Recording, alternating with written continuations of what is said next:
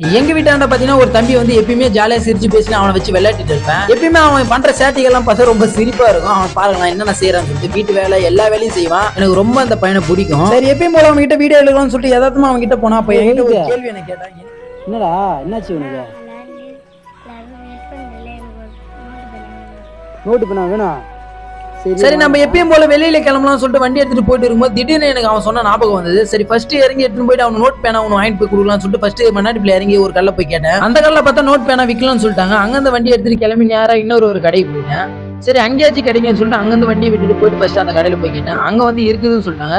ஒரு நோட்டு, ஒரு பேனா, ஒரு பென்சில், ஒரு ரப்பர், ஒரு ஸ்கேல்னு சொல்லிட்டு எல்லாத்துலயும் ஒன்னு வாங்க ஆரம்பிச்சேன். ஏன்னு பார்த்தீங்கன்னா அவன் கிட்டத்தட்ட சொல்லியே ஒரு 3 நாள் ஆயிடுச்சு. சரி நம்ம வீட்டுல நம்ம எல்லாம் கேட்டாலும் நம்மளுக்கு வாங்கி தந்ததே கேட்டதான். பட் தான் அவன் என்கிட்ட கேட்டது முதல்ல நம்ம வாங்கி தரணும்னு சொல்லிட்டு ஃபர்ஸ்ட் நோட் பேனா எல்லாத்தையும் வாங்கி நாங்க வந்து கிளம்ப ஆரம்பிச்சேன். இந்த மாதிரி உங்களுக்கு யாராவது நோட் பேனா வாங்கி தரேன்னு சொல்லிட்டு ஏமாத்திருந்தாங்க அவங்க பேர் கிட்ட இருக்கிற கமெண்ட் பாக்ஸ்ல கமெண்ட் பண்ணுங்க. சரி அங்க டேரக்டா அவங்க ஸ்கூல் கிட்ட வந்து நோட் பேனாவில் எடுத்துன்னு போய் ஸ்கூல் கிட்ட போய் வெயிட் பண்ணிருந்தேன். அவங்க பாத்தீங்கன்னா சாப்பாடு டைமுக்கு ரொம்ப நேரம் வெயிட் பண்ணிருந்தான். அவன் சாப்பிட்டு இருந்தான். சார் கிட்ட சொல்லியிருந்தேன் சரி நீங்க வெயிட் பண்ணுங்க அவன் சாப்பிட்டு வந்தவனே கூப்பிடறான்னு சொல்லியிருந்தாரு. சரி நாங்களும் வெயிட் பண்ணிருந்தோம். வெயிட் பண்ணி இருக்கும்போது பார்த்தீங்கன்னா அவன் வந்துட்டான். எனக்கு தான் அவன் சொல்லி ஒரு 3 நாள் ஆயிடுச்சு. ஆனால் கேட்பான்னு சொல்லிட்டு அவங்க கிட்ட போனேன். ஆனால் அவன் எதுவுமே சொல்ல. ரொம்ப தேங்க்ஸ்ன்னு தான் ஃபர்ஸ்ட் சொன்னான். அவன் வாங்கின ரியாக்ஷன் மட்டும் பாரு.